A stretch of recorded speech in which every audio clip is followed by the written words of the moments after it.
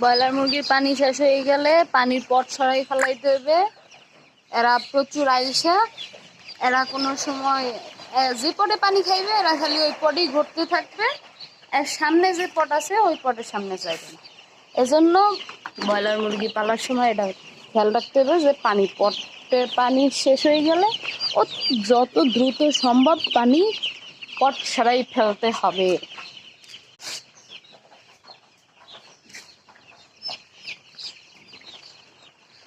এ সাইডে পানি কেমন শেষ